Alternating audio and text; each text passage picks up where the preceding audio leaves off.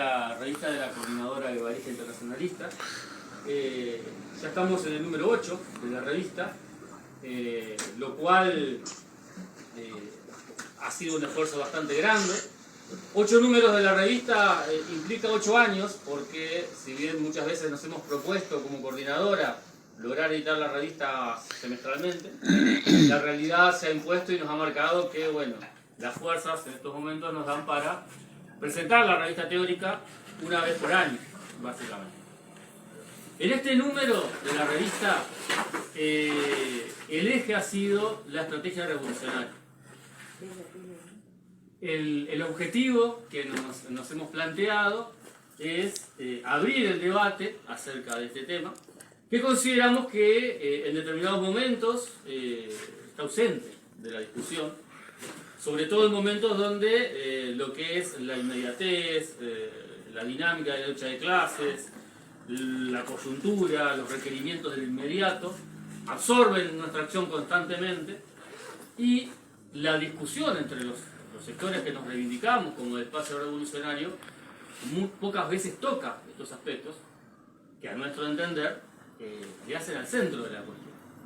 Si nosotros no tenemos el planteo de que nuestras acciones cotidianas, nuestras acciones tácticas están vinculadas a una concepción estratégica, estamos cerrando nuestro opinión. Entonces, en ese sentido, deseábamos, con la presentación de la revista, abrir ese debate.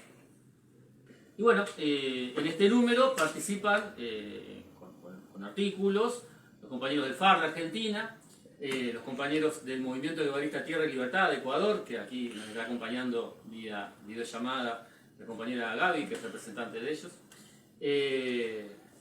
Y bien, como yo les decía, la revista fue presentada ya en Buenos Aires y fue presentada en Chaco, y ahora nos toca hacer la presentación acá en Montevideo. Como les decía, la idea es generar un debate, y en ese sentido los artículos que presentamos aspiran a eso.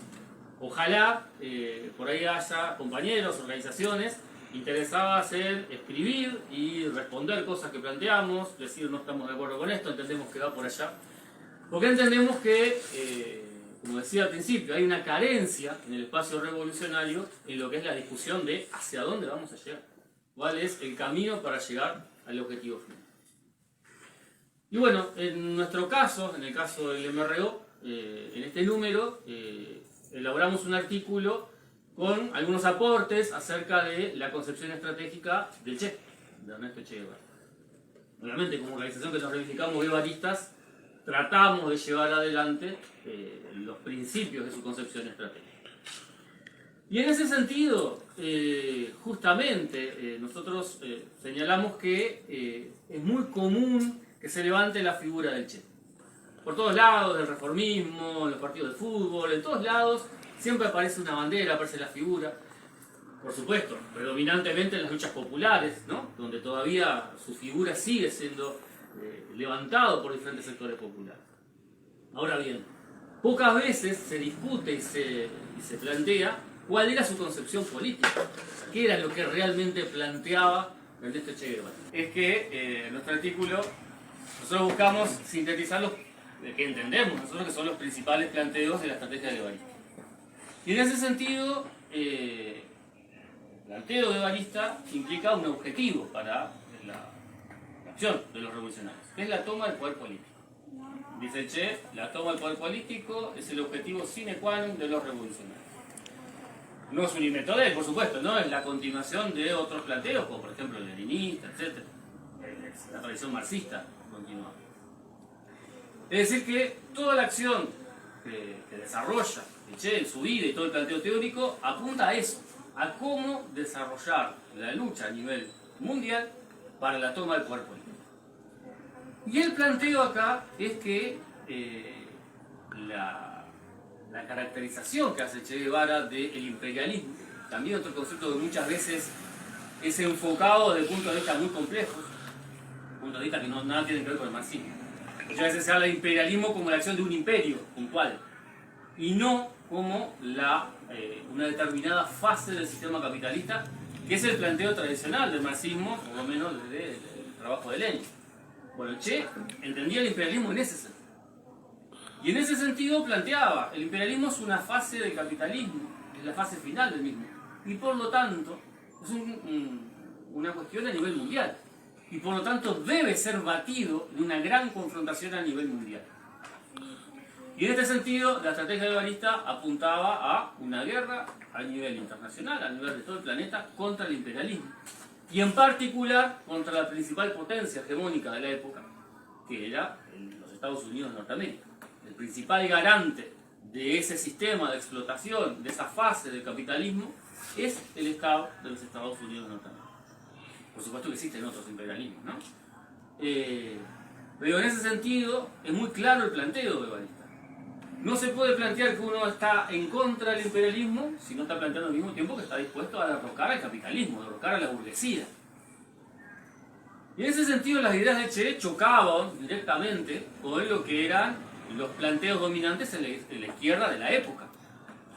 En la izquierda latinoamericana, por ejemplo, de la época del Che, predominaban los planteos de los partidos comunistas. Todo un proceso histórico de creación de estos partidos, de surgimiento de los mismos, de evolución, los había colocado como elementos totalmente sometidos al Partido Comunista de la Unión Soviética. Y en ese sentido, ustedes ya saben que en esa época el planteo de la Unión Soviética era el planteo de la coexistencia pacífica con el imperialismo norteamericano. Es decir, el reparto de las zonas de influencia. Tal zona del planeta era influencia norteamericana, tal zona del planeta influencia de la Unión Soviética.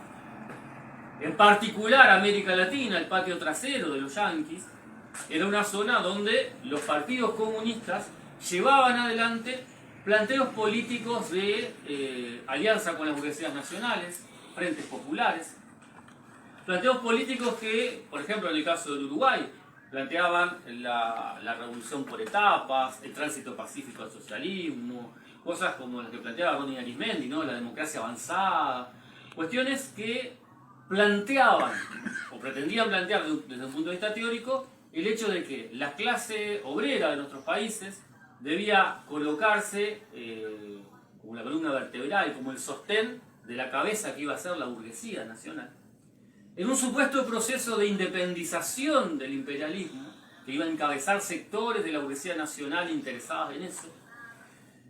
En una segunda fase, en este proceso se iba a ir generando un proceso de desarrollo del país, un proceso industrial, la clase obrera se iba a desarrollar, y en una segunda fase, en algún momento, se iba a generar la posibilidad de la lucha por el socialismo. Bueno, ese planteo de la revolución por etapas, el tránsito pacífico al socialismo, la coexistencia pacífica, esos planteos que pululaban por toda América Latina, chocan directamente con la acción de Che. No solo de Che, pero sino con su concepción que se pone en juego, ¿no? El planteo guevarista era cero alianza con las burguesías nacionales. Estas burguesías se han desarrollado, han evolucionado pegadas, sometidas a esta estructura económica que impone el imperialismo, y no tienen ningún interés en romper con esa estructura. En definitiva, en alianzas con las burguesías nacionales no se puede esperar nada. Y esto marca muy claramente la cuestión de los sujetos de la revolución. Mientras sectores de la izquierda vinculadas, como decía, al Partido Comunista, que impulsaban la política de frentes populares, estaban planteando la alianza con las burguesías nacionales, el Che identificaba a estos sectores como enemigos en el proceso de la lucha. Un planteo radicalmente diferente. Y eso llevó, la erupción de las ideas que, por la vía práctica de los hechos de la Revolución Cubana, se irradian en toda América Latina, generó una profunda crisis en la izquierda en toda América Latina, ¿no? Y el surgimiento de lo que se llamó la nueva izquierda.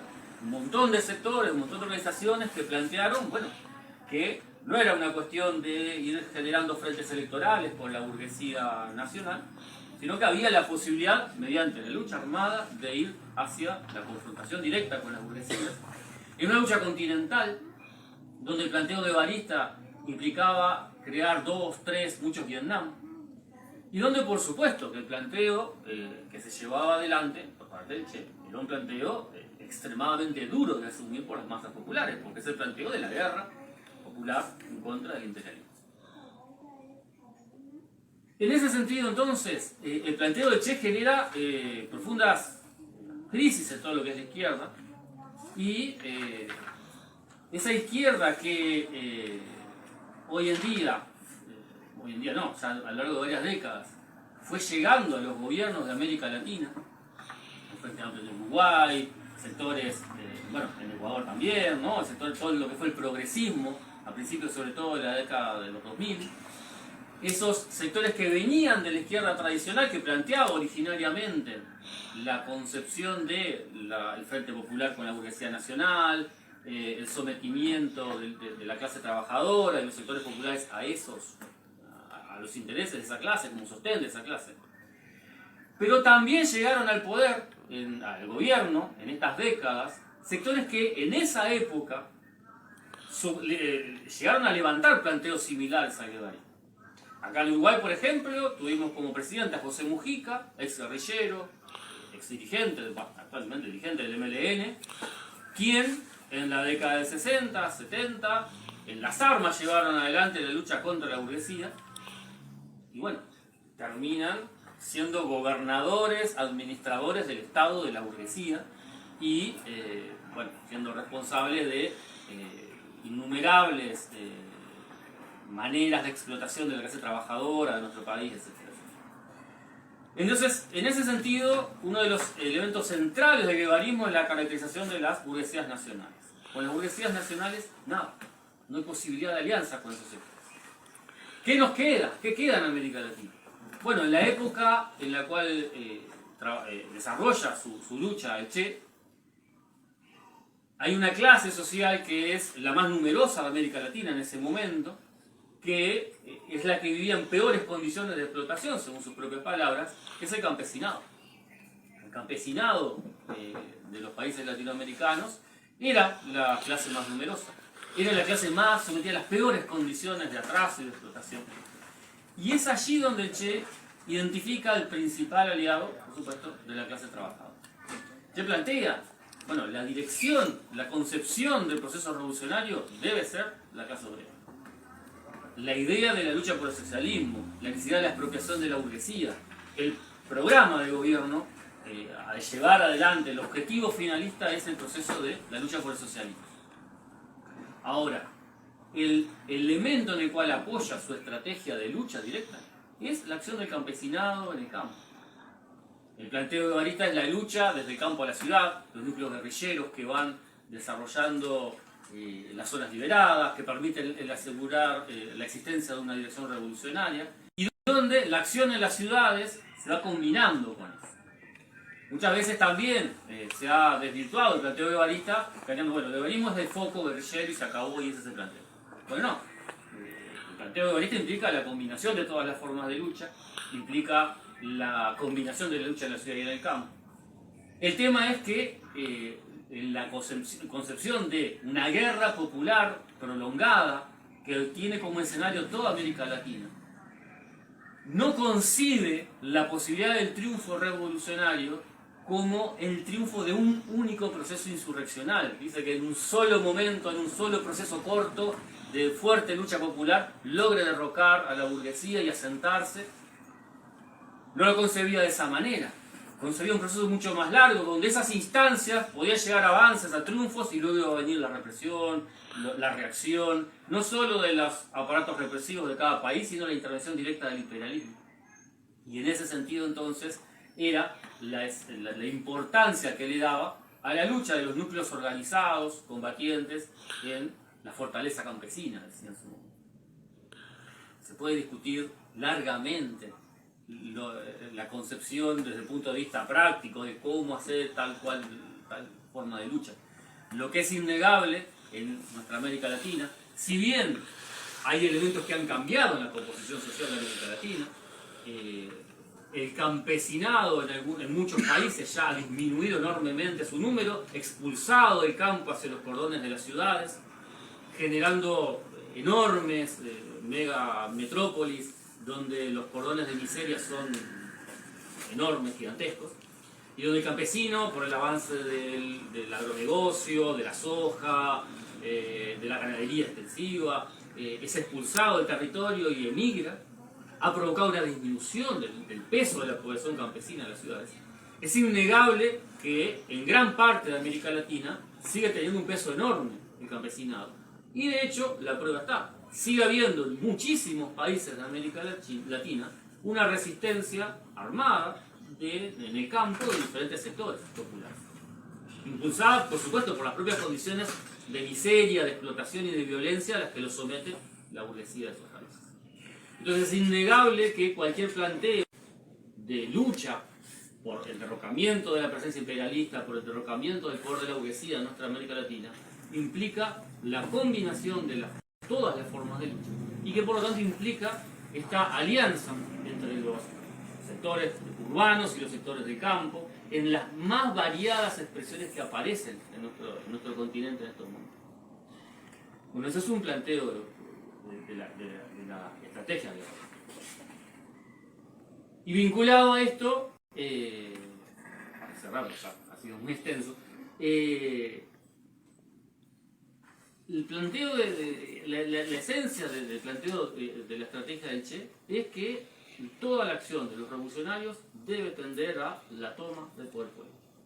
Y esto implica que cuando hablamos de cosas como, por ejemplo, construir poder popular, si hablamos de construir poder popular, debemos estar hablando entonces de construir la capacidad material del pueblo para enfrentar a la burguesía y resistir y derrotarla.